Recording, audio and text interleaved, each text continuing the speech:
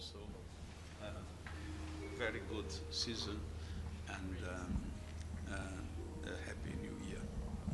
Good morning. The Secretary-General make some comments on Gaza, and then we'll take a couple of questions.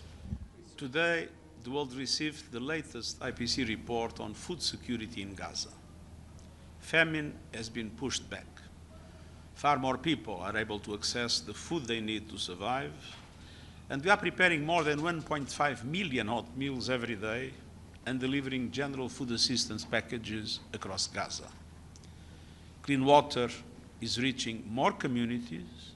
Some health facilities have reopened, and in the wake of brutal winter storms, we acted immediately to provide tents, blankets, clothing, and other support. And this is a testament to the hard work of humanitarians and member states, along with growing cooperation with the Civil-Military Coordination Center. But the gains are fragile, perilously so. And 1.6 million people in Gaza, more than 75% of the population, are projected to face extreme levels of acute food insecurity and critical malnutrition risks. It breaks my heart to see the ongoing scale of human suffering in Gaza. Families are enduring the unendurable.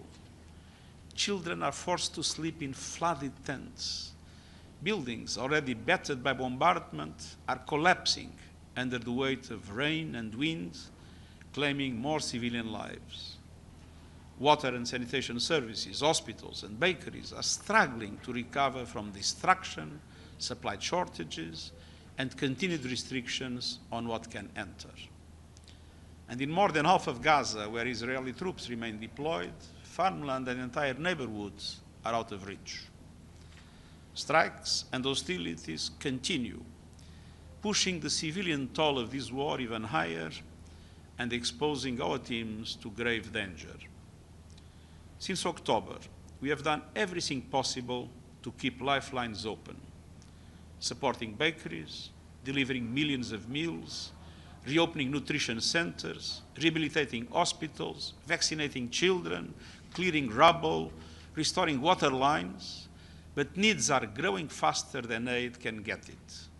We need a truly durable ceasefire.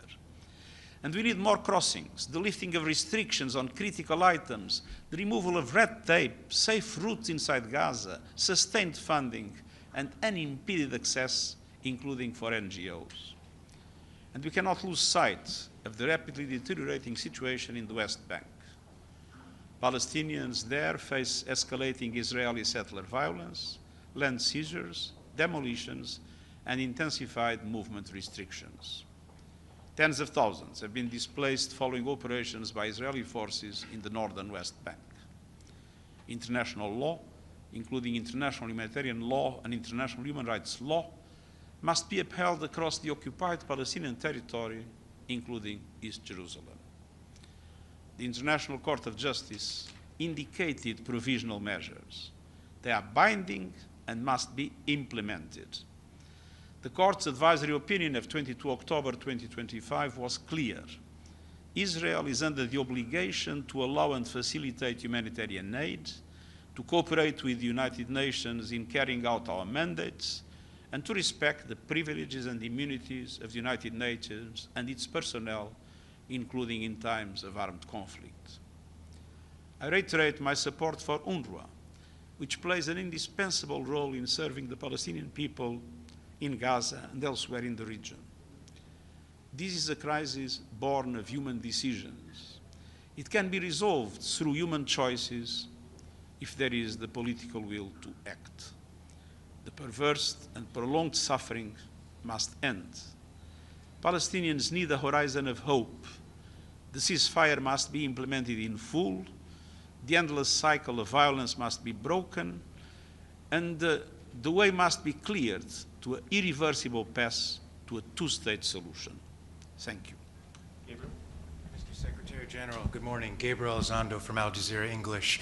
Mr. Secretary-General, Israel indicated yesterday that they will not move to phase 2 of the ceasefire agreement until one final remains of one final person is returned to Israel. They're looking for those remains, but my question to you, sir, is do you see any reason not to move to stage 2 of this deal, ceasefire agreement, right now?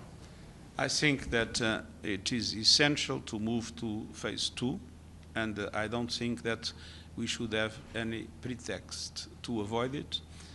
I believe, obviously, that it is very important that the remnants that are still missing are found and given back to their families. But at the same time, I think it's very important to move with the peace process as a whole. And it's not only phase 2, it's to make sure that phase 1, and namely the ceasefire, are fully implemented. Yes, Secretary General, a question on Venezuela. A couple of days ago, you had a phone call with the Venezuelan president. How do you assess the current situation now, and what can the United Nations do to mitigate the situation? Well, the situation is obviously very tense. That is why we have been consistently appealing for de-escalation, for dialogue, and for international law to be fully respected. Thank you. Thank you. Happy holidays.